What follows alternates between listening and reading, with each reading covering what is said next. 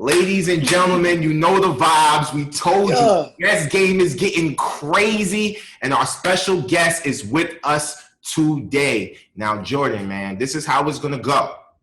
Right. We give all of our guests an introduction, and you have to let us know if this introduction is hitting for you or not. All right? All right, bet. Come on. All right, Don't get too excited. Don't get too excited.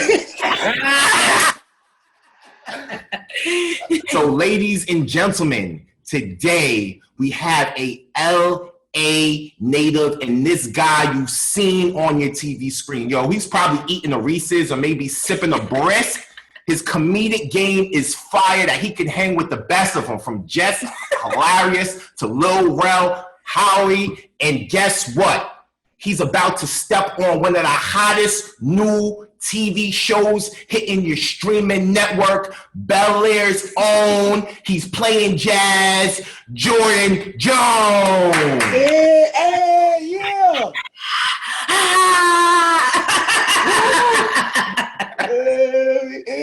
Hey, man, that was great. I'm gonna need you to intro me forever. He actually has a side gig. He intros a lot of people. Yeah. Oh, word. All right, bet. I mean, next party I walk into, I need you to right there, man. When I go to church, I'm gonna need you right there. Introduce me. I'm going. No, play, man. Got you going up the aisle. So first, would you like to tell our guests a little bit more about yourself so they could get familiar with who you are? Who doesn't know me? No, I'm playing. Yeah, like you said, LA native, man. Was born in Dallas, not raised in Dallas, but my family is from Dallas. Raised in Los Angeles. My mother's also an actress. You can watch the Oval. Tyler Perry's The Oval. She's also in Young and Restless. But she was the one, single mother. Grew up in LA. Went to private school here, went to USC, so really a LA native, seriously. And yeah. So you followed into her footsteps? You followed into her footsteps? Yeah, and it wasn't even on purpose. My mom, my mom is really, really, really supportive. I love my mom. It's all I got. I can talk hours about my mom, but because of this journey, just being an actor and it being, as I like to call it, the profession of no, because you can kill the audition, you can look great and all that, and there's a chance, more than likely, that you still not gonna get the part, and usually it just has nothing to do with you. So because of that, my mom just being a mother and being a protective mother, she didn't want me to go through that, like the heartbreaks of the industry, basically. And I just was like, nah, I feel like this is my calling for real. And I got a manager in like 2017. And like right off the bat, I just started booking like guest stars and commercials and stuff. And then beginning of 2018 is when I got the Rel show. And that was like this.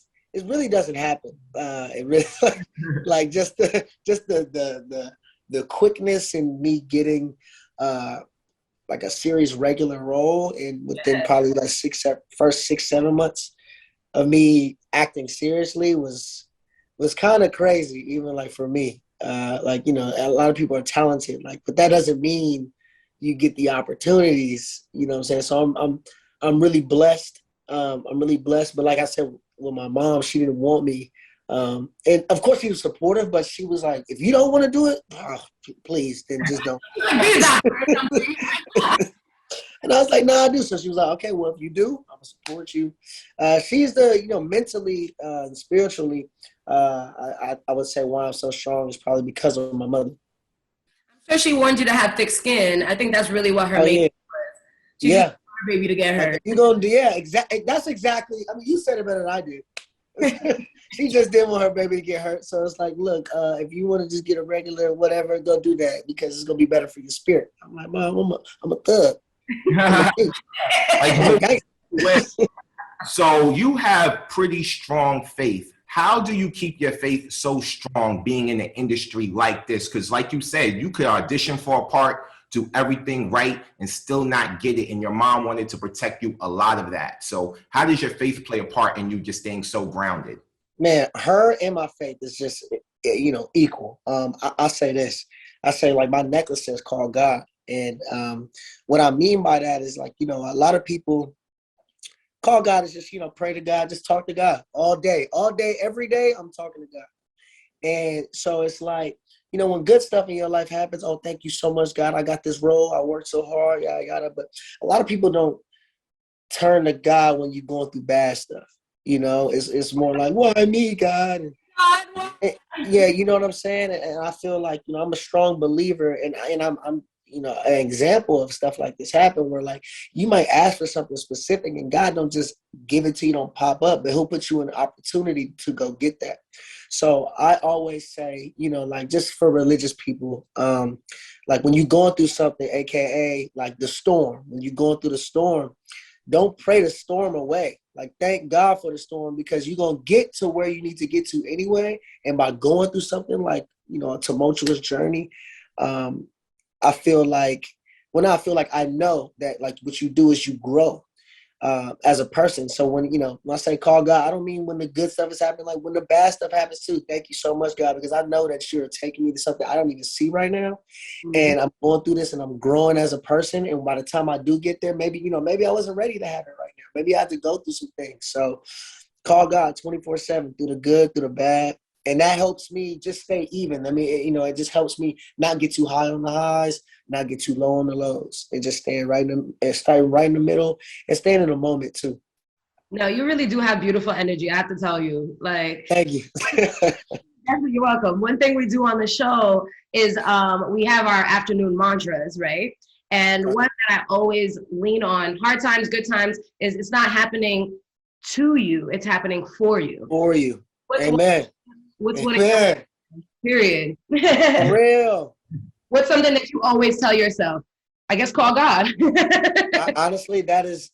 I mean, my mom has all the sayings in the world, but I think one of my other ones besides like call God is, actually it's so crazy. My mom got a pillow with this saying on it. It said, "If it doesn't open, it's not your door." Mm-hmm. So a lot of people, especially in this industry, whatever you're actually doing, what's meant for you in this life, you already got. Like, is maybe you don't have it now, but it's yours. So, especially going through this and seeing people, it's just hard with Instagram and you see people your age doing stuff that you want to do or whatever the case is. But, they have their own journey, and what's meant for you is meant for you. And Jimmy Iovine actually said this in a documentary. He was saying that he said, why horses have those blinders on? It's because if they look to the left or right, they can miss a step. And then boom, the whole race is over. They fall and all of that. And that's how I feel like life is. It's like you can't look at other people's successes because you might have successes and things that other people want. And if you take the time to keep looking at what everybody else is doing, you missing your own purpose. You're running your own race. So I think that is one of the main, besides call God, is, when you're going through life, like have them blinders on. Don't worry about what everybody else got going on. Worry about yourself. And not in a pompous way or anything, but just like you messing yourself up, wondering why, you don't have the same role as him. It's like, that wasn't for you. That was for him. Right. So focus on yourself, and what happens, what is for you will come to you because nobody else can take it because it's yours. Yep, that's absolutely true. So how do you stay sharp as an actor? You're still early in the game. You're still gaining more experiences. You've been around a lot of talented people. So what do you do? Do you take classes? What actors do you watch and pick up skills from? I'll say that. I was going to say, man, the classes thing is so weird. My manager actually says this, and this is also not in a arrogant or pompous way. And my manager told me this. It was like, I have taken acting classes, but I try not to. The thing that works for me is not like a technique in a weird way. Like, I mean, I think you guys can like see this, but like I'm very like natural with like how I act, and that's what people want. So my manager sometimes too, she gets scared that like if I take too many classes, I'll start getting in my head too much and like, oh, the Meisner technique, or and all that's also really important. But for the stuff that I've done so far, I would say not really. Like there's certain classes where I'm like, I hear what y'all saying, but like that's not how I'm trying to attack this. So in a weird way, it's kind of like on some Will Smith, like like when he got the Fresh Prince, and now he's this renowned actor. He probably took classes along the road, but like that first thing where he was so natural, it's like if he took classes, he probably wouldn't be as great as he was. So, not saying not to take classes, just for me, my personal journey. It's kind of like that. That you admire, like you just said, Will Smith. Who else? Oh man, obviously Eddie Murphy, right? But Martin Lawrence, Jim Carrey, Will Smith is the people that I look up to the most. And like when I do study, it's like I'm watching television. Like, and I'll do like not weird stuff, but like I'll watch a movie twice in a row and focus on another character. So I did that while I was watching Goodfellas, and I've seen Goodfellas 100 times, but I'll watch it, and then if I watch it again, I'll just, even if he's not on screen or like even if he's not talking, I'll watch Joe Pesci, and you know what I'm saying. So like if there's 5 people in the scene and maybe Ray Liotta's the main one talking, I'm watching Joe Pesci and see what he's doing on the side. Like that's how I study. I see like, okay, like when you're kind of off camera, what are you doing? When you are on camera, what are you doing in your coverages that's different than like the wide shots? Like, why is the lighting this way? Like, did you ask them to light you that way? And, just small, like, small things. And in a way, that's how I study. It's with sitcoms too. I watch a lot of Seinfeld, Fresh Prince. I've watched so much Fresh Prince, it's disgusting. But I just started getting into Seinfeld, and I'm just studying them and like the cadences and seeing how when certain people walk in the room, like I know it's kind of weird, but that's the stuff that I look at. Are there any roles that you wouldn't take? Like if someone just was like, you'd be great for this. Is there anything that you don't see yourself doing?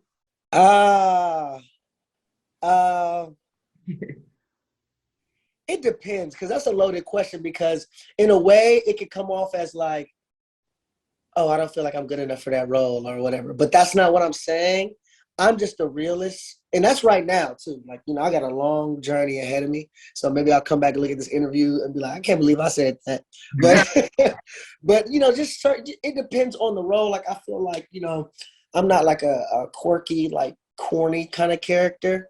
And there's sometimes, you go out for like the nerdy audition and I just don't be hitting those. Like, I can't, like, sometimes I can't tap into that. I've never been the nerdy guy, but like, that a lot of people have the same exact answer as me. And then, but when that role is in front of them and it's time for them to tackle it, they kill it. So, we'll see if I go out for like a role that doesn't fit, in a way my personality, but I have to tap into something like different and I kill it, then, we can have another interview and we can talk about how stupid I sounded.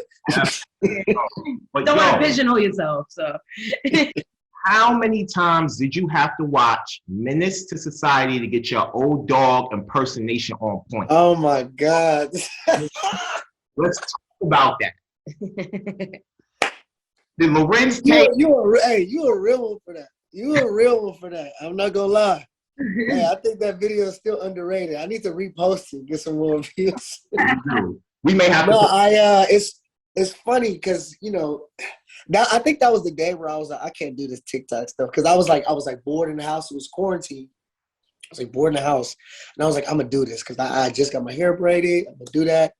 It took so long. There's so much effort. I was like, man, I have a different respect for the TikTokers, man. I was like, man, I have to keep putting powder on my face, wiping it off. I changed. I was, it was a lot of work, man. I deserve an Oscar for that. It takes a million years to do one simple video. Oh my God. That video took me at least 3-4 hours to make.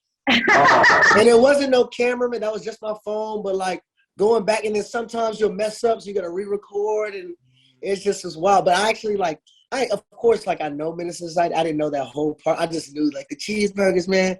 And I was like, I want to do this and like add a character in there. And so I right before, I just went over it for like 10 minutes and then just did it. I didn't have to cut it up because the actual the duration of the scene is longer. I had to take out some air in it or whatever, parts where they're walking or something. I had to tone it down. That was a lot of work, man. A lot of work. Funny, I don't know. This always makes me laugh, and even my journey. I just feel like the stuff that impresses people is always the funniest thing to me. It's just like, you do this, amazing things, break records and all that. And they'll be like, wow, that TikTok you did though is. And you'd be like, well, what a, yo, crazy story. I was watching an Eddie Murphy bio. He said the same thing. Basically, he got Best Supporting nominated for Best Supporting in Dreamgirls for Jimmy. And then he was like, and everybody, like the critics were like, oh, that look that you gave, like, oh, that look when you was doing the drugs and like you gave him that look, it was like, oh, that look. He was like, did y'all not see me play 9 people at a table? Y'all don't care about that? Nutty Professor, like y'all don't care? It's like, that was harder, way harder than me giving a look. It's just so funny what impresses people. Right. You're so right. He's like, what? Forget this. Like, I literally dressed up and played 9 characters at table. Man. Speaking of that, though, just considering quarantine and everything we've all been through in the last 2 years, do you feel any significant changes in your industry right now? Maybe when you're going on auditions or productions, anything like that? The whole industry has changed. I'm just blessed that I'm still a part of it. But dude, from going to set because of COVID and stuff, and I get tested every day. Even if I don't shoot. I had to get tested this morning. I'm not shooting till Friday. So it's been so different. And even, with people, because, it's inevitable, people are getting COVID. I had COVID in December, asymptomatic. I was blessed. I literally just sat here and just was eating fruit. Like I didn't feel different at all. I was so mad because I was like, how can I have this thing and just, but vaccinated. So just blessed. But even if this is just for precautionary measures, on the set, if we come in contact with somebody that, had COVID, maybe I don't have COVID because I tested, it's just for precaution, you still got to take 5 days. So it's people, my mom has never been to set because it's just too much, nobody's families have really, and that's for every production. When auditioning, I'm a guy who likes to, y'all see me, I'm charismatic. I like to go in the room, talk to you first. Oh my God, them kicks is hard, man. And then we get into the audition. But for other people, sometimes that messes them up. Oh my God, I've known all the words, but then once I got in the room, I don't know, I just got nervous, and then boom. So it's the opposite. Everything now is so self-tapes. So no one gets a chance to actually even see if they like me or not. But it is, you do you can give your best take though. So it's a double-edged sword. It's pros and cons for both. Me personally, I like going in the room, but because of COVID, I haven't been in. I didn't get a chance to go in the room. So I'm just thankful that Morgan saw the greatness in me, because it was just like this. My audition was just like this. Wow. With Jabbar and Morgan, and it was just I don't have no real feeling. You know what I'm saying? I'm trying to get a real feel for how you are. And me and Morgan are like this now. And when we talked about it, I was just like, man, because I couldn't even tell if I got it. He was like, dude, when you just know somebody's the part. He said that was me, and the rest is history, man. How did you actually land your role on Bel-Air? Well, first I got the audition, and obviously auditioned for it. And then I was in Atlanta, and they were like, yo, you need to come back because you're doing a chemistry read. They want to see you for the chemistry read. So that's basically what I was explaining, Jabari and Morgan. And I think the craziest story that I always tell is that when I was on the Rail show, when I was doing the chemistry read, so that means I'm doing the lines with Rail in front of the director to see, chemistry is good, And after I was doing the audition, the director would be like, okay, that was great. Can you do another one? Okay, that was great. Can you do another one? Okay, change this up. And so by the time I left, I was following direction, but by the time I left, I thought I didn't get it. It was the farthest I had gone. So I wasn't in the trip. And I was just I didn't get it though, for sure. He asked me to do it too many times. You know what I'm saying? I ended up getting it, long story short, it was no, I wanted to see if you could take direction. So fast forward to now, I'm doing the chemistry read, and I'm feeling good. I have 2 scenes to do. So I do the first scene with Jabari, on the thing, just like you are right now. We're doing the lines, and then Morgan's like, okay, great. Let's do scene 2. And right then, I was like, I didn't get the role. Because, if he wanted to, for somebody you're casting, you got to see like, can they take direction? Yeah, yeah. And from the first, time where I'm the real show, I'm thinking that I know everything. And I'm like, oh yeah, he doesn't want me. He's just trying to get me out the way because he's not asking me to do it any different way or like throwing like a line in here or anything. Wasn't doing it. So we do the second scene, same exact thing. Yo, Jordan, thanks a lot, man. Great job. I called my mom after. I wasn't crying or nothing. I was just like, I didn't get it. And she was like, what do you mean you didn't get it? Like, did you mess up? I said, I didn't. I actually did it perfectly, but he didn't say anything. And she was like, Jordan, what are you talking about? I was like, I mean, I've done it before. They said everything, and that's how I got it. And I ended up getting the role. I'm like, what? This is crazy. So fast forward, I'm talking to Morgan. We're having lunch. I'm like, dog, I really thought I didn't get that because you didn't ask me anything. And like I told y'all, he was just like, but like I didn't have to ask you nothing because it's like right when you came on screen, I knew it was you. And I was like, wow. I said, Oh man. I guess you don't have to. He was like, I didn't have to take no extra time with you. You did it. I was like, oh, it's perfect. Exactly how I wanted it. And I'm like, wow. It's still like, even I say this all the time, still right now to this day, it's Morgan and Jabbar. Everybody's so good with each other. Like I just hung out with Jabbar. Like we hang out all the time. And it's not fake or anything. I'm really blessed to be surrounded by such a great group of people and come out with such a good show. Like I know y'all seen the trailer, like she looked fire. Oh, Right. yes, man. So we're going to talk more about the show when we come back. We're going to take a quick song break. We got a song from one of our former playlist artists, Style One. He did a Fresh Prince of Bel-Air theme song 2 years ago when that original trailer dropped. So we're going to drop that here, and we're going to be back with Jordan Jones after this. You're tapped in to the corner hip-hop culture at your convenience. Keep it where you got it. All right.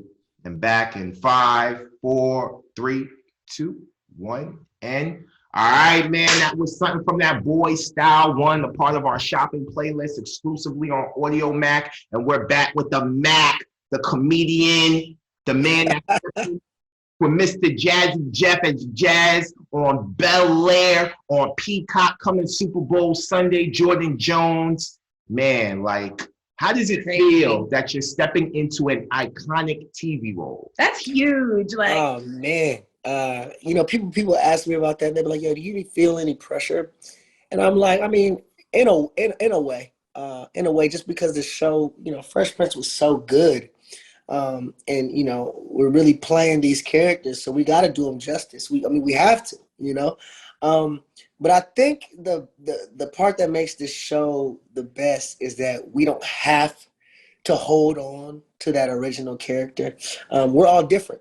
The first one was a 30-minute sitcom where everybody loved Will Smith. You know what I'm saying? Everybody know Carlton is funny. And we know Uncle Phil's the hardhead. You know what I'm saying? Or like just a man in the house, not the hardhead. But, Viv is the strong black woman. We know it. But Hillary was like the ditzy, that's just what her character was.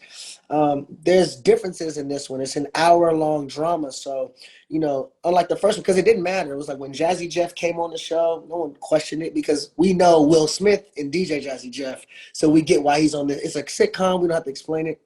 This one, you know why they met. You see how they met. And it's each character is, I would say, more fleshed out. Where and this isn't a good or bad. You know what I'm saying? It's just different shows. A 30-minute sitcom or an hour-long drama where it's like an ensemble cast. Where of course Will is the main guy, but viewers are gonna like me a lot, or I like Carlton's character, or I like Lisa. And I think that's what I'm most excited for is the difference. So like when you say, like when we talk about the pressure, I think that subconsciously watching Fresh Prince, I know the main things of Jazz. Like Jazz was the cool one. Jazz had the swagger. You know what I'm saying? Like I kept that.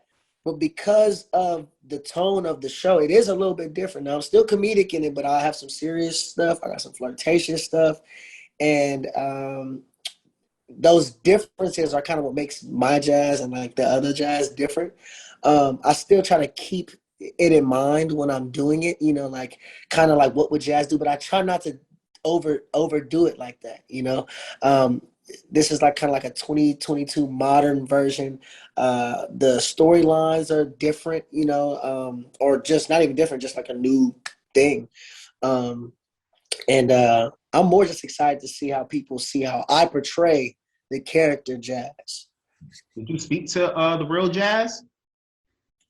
I actually have an interview with him on the Nick Cannon show on the 24th, so that's going to be crazy. But Right there.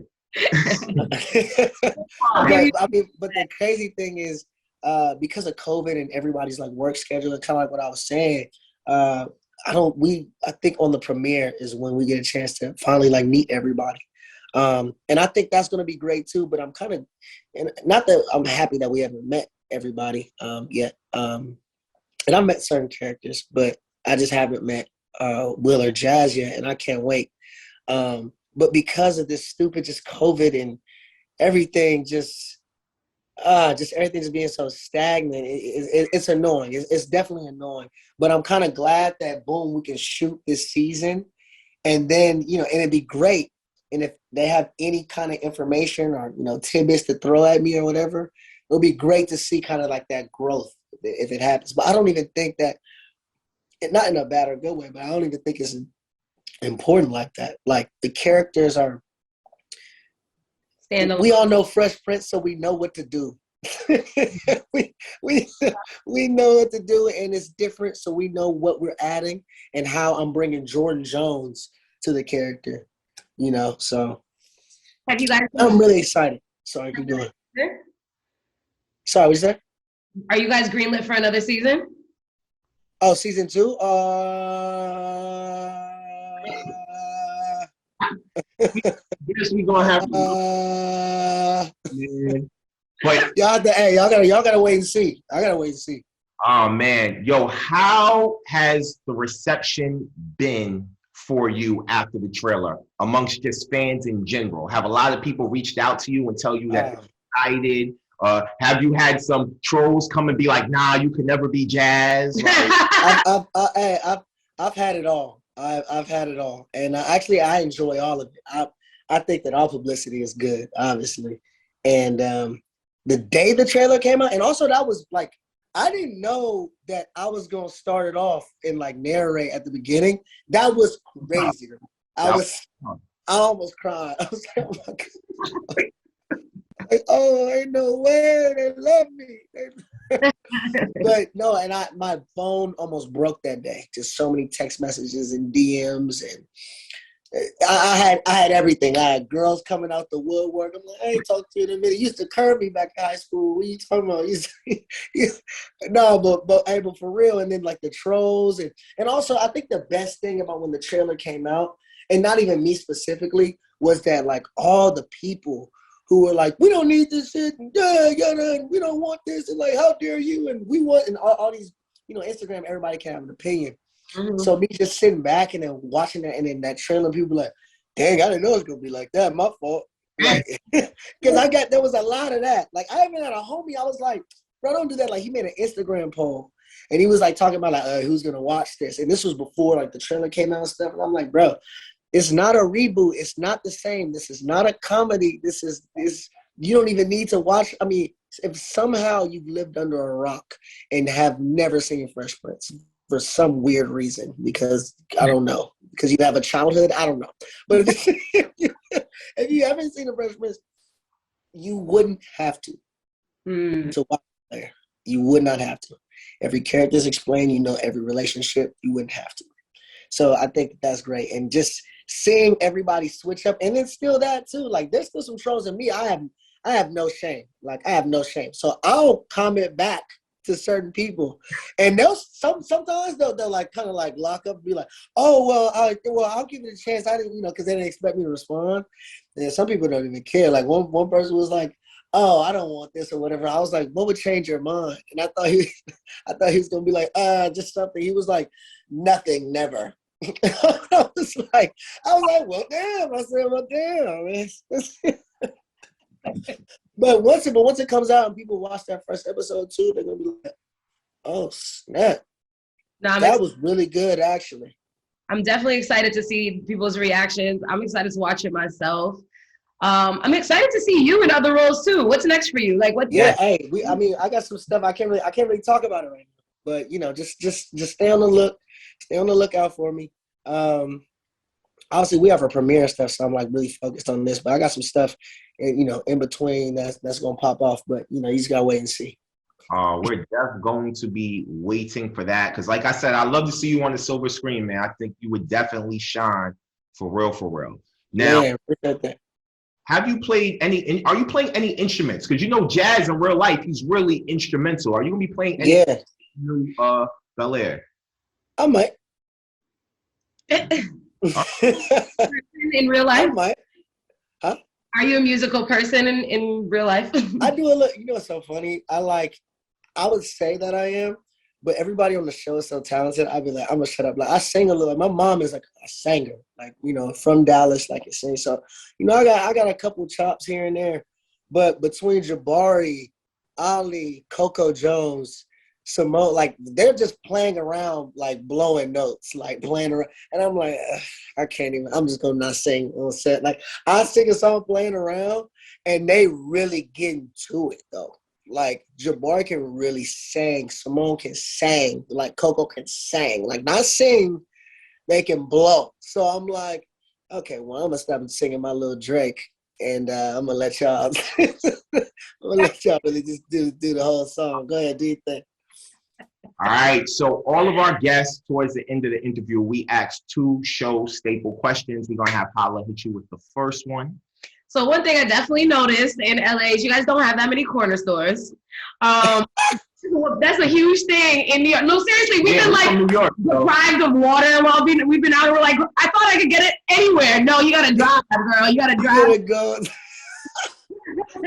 But with that being said, you walk into like a corner store or a 7-Eleven or something like that, and you get 5 items that you always get. What is it?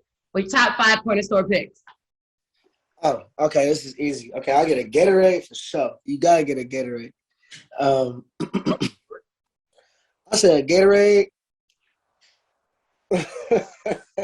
Wait, this is actually funny. I said Gatorade, some Woods. Okay. Right? You gotta get the baked Lay's potato chips. Okay. Right? And you gotta get shout out my boy. You gotta get these things called dirty worms. So of course it's like a gummy, right? It's like a gummy worms, right? But they call dirty worms. Okay, I'm really pumping my boy right now. Really, it's fire. It's like remember in high school or even in elementary when they had like the Kool-Aid gummies. Yes. He made it into like a whole franchise. So they got the Kool-Aid flavor, they got the like the chamoy flavor, and they're fire. Dirty worms. Fire. Cop that. For real. And I think that was 4. And I say the last thing. Oh, you know what I always pick up for real? Some lotion. I like it. Because I feel like because lotion is one of those things where like if you need it, but I'm not about to go like shop. I don't need to go to Target for lotion. I don't need to go to a whole store and wait in line. So I just hit the 7-Eleven. Easy. Right. What flavor Gatorade? Huh? What flavor Gatorade? Oh, blue. The blue cherry. And if we're being real, I mean Gatorade, Powerade, but really Powerade, Mountain Blast, the blue one, best drink ever. That's the joint. That's the joint. The second staple question is, what is the pit and the peak of your journey? The pit being the lowest and the peak being the highest. As of right now, up until this point, Up until this point, I would definitely say the pit of my journey. And this wasn't bad. It was a growing moment. Like I told y'all, like you got to grow. And after the rail show, once you reach a certain level, and it's not like you're going to a lower level, but like if you're a series regular and you go to guest star and my friends, they don't care. I'm just on TV to them, But as somebody who was like on television every single week, every Sunday, it just was different for me. So after that, and I assume, because I'm just living in the moment, I'm just assuming, oh yeah, and then right after this, I'm about to be in this automatically, and they go, and that's not how it goes. It's not how it goes all the time. So I kind of needed that because when I first started the journey, like I said, like I kind of got on so quick, I never really went through anything. So I would say probably from 2019 to like September 2021, and I was still working. I was still in a grip of stuff. I just wasn't. You have expectations for yourself. I wasn't feeling, and it had nothing to do with me. And so that's why it was hard. It's like, man, I should have been on another series regular, or like and starting a movie or something by now. And it's like as nothing that, like you will. I have to tell myself like you will, Jordan, and just keeping this faith and everything just helped me through it. But I would say that was the pit because, you know, I never wanted to quit or anything. No, it wasn't like that, but it was just different. It was like, man, ain't no way I'm not on TV consistently like that. And like to viewers, they see you on TV and they like, you've been on TV. I saw you on Shameless. It's like, yeah, but I shot that 6 months ago. Like I ain't shot nothing really. You know what I'm saying? I'm not working. It looked like it. It looked like I am, you know, because it's streaming and stuff like that. But I guess I would say that was the pit because I had to learn a lot about myself. I had to learn how to, you know, be okay with kind of this journey and how it's going and fighting through it and you know, gaining extra strength. And I would definitely say that, you know, the pinnacle or the best is Lily right now. Lily at this moment, being a part of a great show, people interviewing me about a show, great vibes, great energy, no worries. I'm having a, like I think I told y'all this, like it still don't seem real, for real. It really doesn't. Like Will Smith is my boss. What? Yeah. This doesn't even make sense. Fire. Like my friends have to remind me to ask questions, and they'll be like, "Hey, bro, so like when Will like, did he cut your scenes?" And I'm like, you know what's crazy? I have no idea. I have no idea. Dude, I came in my trailer. He gave me a signed book. A signed Will book. He said, "Hey, yo, Jordan, you the truth." I said, "I'm the truth. I am the truth." Just stuff like this that's happening is so surreal. I'm like, what? He like even the trailer, like for me, it was just funny. Like for the trailer, like the fact that I was like the fact that he with his own thumbs tagged me, even though I'm in it, but just he posted this and tagged me in this. I'm like, look, my friends, I don't know you no more. Yeah. No. That's the peak right there. Come on, Joe. Oh, man. Like this the peak for sure. Yo, it was amazing having you, man, ladies Oh, thank you guys so much for real. and Jordan Jones. The premiere is tomorrow on Peacock, Bel-Air. Big things. Y'all gonna have to tune in, all right? So, Hey man, I really appreciate follow it. Oh, you said the handles? Yeah. On IG, Jordan.L.Jones. Go ahead, click that follow button. On Twitter, at JordanLJones_. All right, man. So here is Drake, Way Too Sexy, and we'll be right back here on The Corner, exclusively on Taste Radio, powered by Dash. Wow. Thanks, Jordan. Boom. All right, so I'm going to send you a drop list real quick.